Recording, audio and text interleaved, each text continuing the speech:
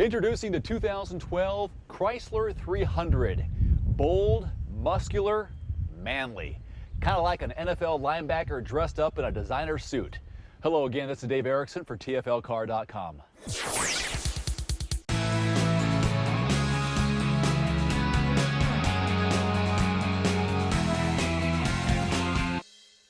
All right, listen to this. Chrysler is giving you two engine options when it comes to the 300. Mine is the 3.6-liter Pentastar V6 with 8-speed automatic transmission. More on the 8-speed in just a moment when it comes to fuel efficiency. This engine produces 292 horsepower and 260 pound-feet of torque. For an extra 10 grand, you can get the 5.7-liter Hemi V8. And for that extra 10 grand, you'll buy yourself 71 more horses and more bragging rights. But for the sake of this review, I am very excited about this engine and what the 3.6 can do. The V6 is surprisingly quick, due in large part to the new ZF 8-speed transmission. I can go from 0 to 60 miles per hour here in Spokane, which is just about 2,000 feet above sea level, in about 7 seconds flat.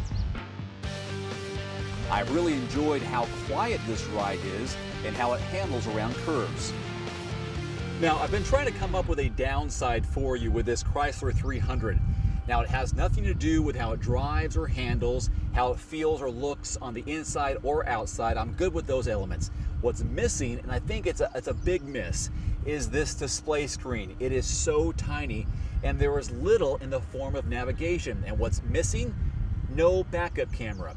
So I have no idea of how close I'm getting to a curb or car behind me, no alerts or lights in the side mirror. So to me, that is the biggest miss of this Chrysler 300.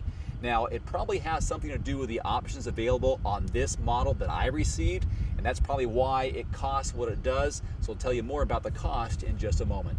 There are 4 notable vehicles that compete with the Chrysler 300: the Ford Taurus, Toyota Avalon, Nissan Maxima, and the Chevy Impala.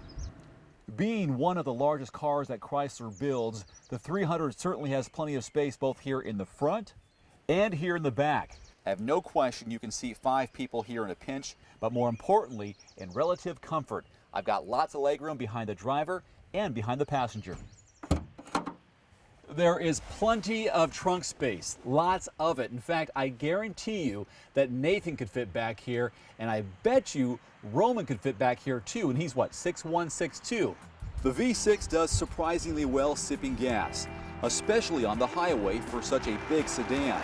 Once again, due to the inherent efficiency in the new 8-speed transmission. It's rated at 19 miles per gallon in the city, 31 on the highway, and I've got a combined 25 miles per gallon overall, which is not bad for a car that weighs just over 2 tons, 4,126 pounds.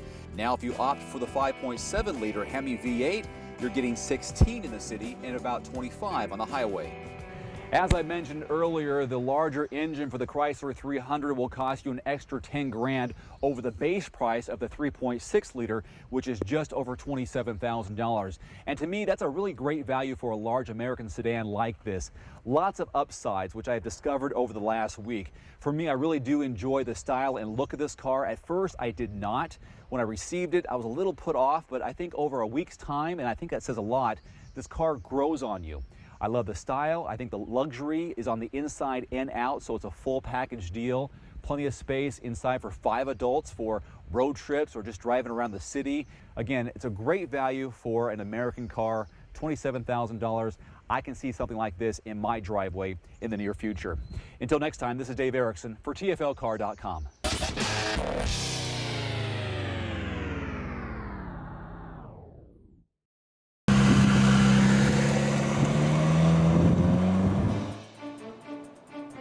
Just like last time, I torqued the engine a little bit before I released. You know, it might be faster. It sounds like you got a little bit of a better launch there. Would that make any sense whatsoever? No, not so. That's about the same. So apparently, hitting the econ button has very little effect on the car's 0 to 60 performance, wouldn't you say?